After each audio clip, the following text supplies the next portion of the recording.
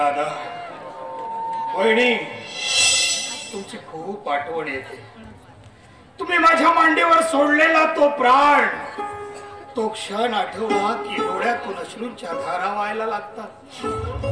पण त्याच अश्रुधारांना सावरून मी तुम्हाला दिलेल्या वचनाची पूर्तता करतोय. तुमच्या चिमणी पाखरांना अगदी तळहाताच्या फोड्याप्रमाणे जपतोय. आणि आता ती तुमची चिमणी पाखरं खूप मोठी झाली. अरे आज माझ्या विजयचं लग्न सुद्धा झालंय. बस आता माझ्या नंदनीचे हात पिवळे झाले म्हणजे मी तुम्हाला दिलेल्या वचनाची पूर्ण मुक्तता होईल. होय दादा होईल.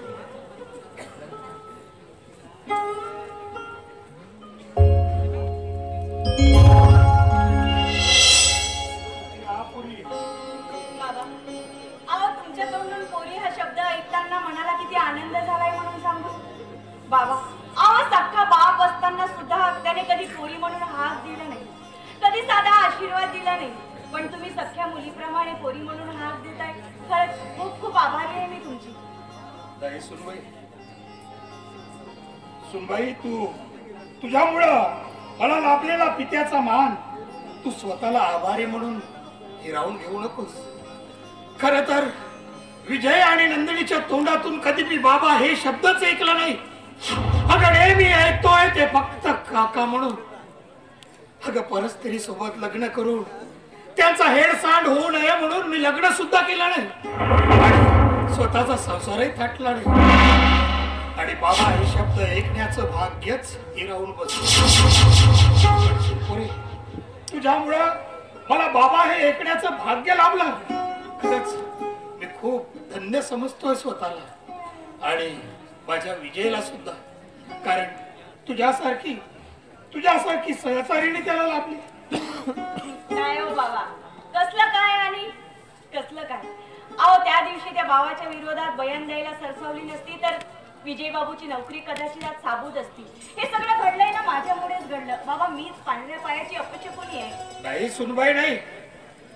अगं जे काही घडलं ते तुझ्यामुळे घडलं नाही आणि तू स्वतःला दोषी करून आपलं आधारस्तंभ विसरून घेऊ नकोस. अगं हा सर्व मला माहित आहे. माझ्या विजयवर रचलेला कट कारस्थान आहे हा. पण माझ्या विजयचा नक्की एक दिवस विजय होईल. होय सुनबाई, माझ्या विजयचा विजय होईल. काका अरे काका अगदी खरं बोलला. यामधून माझी निर्दोष सुटका होणार आहे आणि माझ्यावर लावलेला जो खोटा आड होता ना त्यामधून आता माझी निर्दोष सुटका होऊन पुढच्या पिशीला मला माझी नोकरी परत सुद्धा मिळणार आहे काका.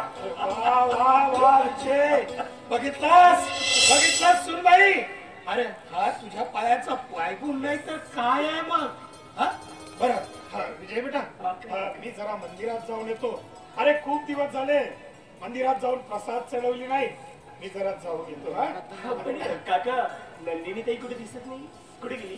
अरे ती मगाशीच बाहेर गेली. काहीतरी खरेदी करायची असेल तिला म्हणून गेली. ती येईलही कदाचित. बरं मी येतो. सांभाळून जा बाबा.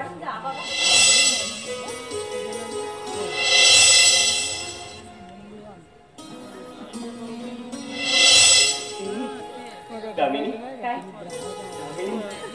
कसा वाटला माझा छोटासा परिवार. खूप छान. आणि नंदिनी ताई कशी वाटली. त्या कशाही असल्या ना तरी माझ्यासाठी खूप चांगलं. खरंच ना. अगं नाही ती लहानपणापासून खोड करत होती ना म्हणून मला वाटलं तुला त्रास वगैरे देत नसेल. नाही नाही ना. नाही ती जाऊ दे. आणि मी कसं वाटलं. तुम्ही तर माझे पती परमेश्वर आहात. का. हो मीही आणि तुझा पती परमेश्वर. का ग मी तुझ्याशी लग्न केलं म्हणून तू मला परमेश्वर मानतेस की. नाही हो, लग्न झाल्यानंतर पती हा पत्नीचा परमेश्वर असतो. बरोबर ना. खरंच आहे दामिनी. कारण मी तुला जेव्हा पहिल्यांदा बघितलं होतं ना खरं तर मी तेव्हाच तुझ्या प्रेमात पडलो होतो आणि वाटलं होतं मला की हीच माझी सौभाग्यवती, हीच माझी सौभाग्यवती व्हावी. आणि ते स्वप्नच ना ते आज स्वप्न तुझ्या रूपाने प्रत्यक्षात पूर्ण झालंय. आणि हो मी जे स्वप्न बघत होतं ना ते स्वप्न आज माझ्या प्रत्यक्ष तोंडामध्ये उद्गारत आहेत. आणि काय म्हणत आहेत सांगू.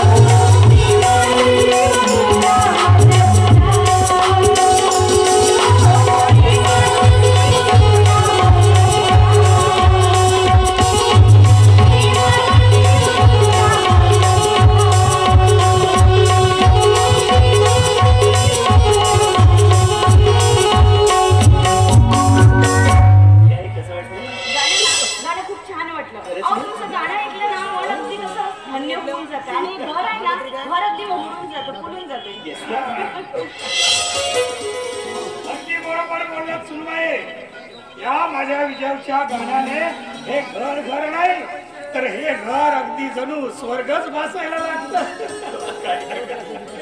अरे विजय, बोला ना. आली का नंदिनी?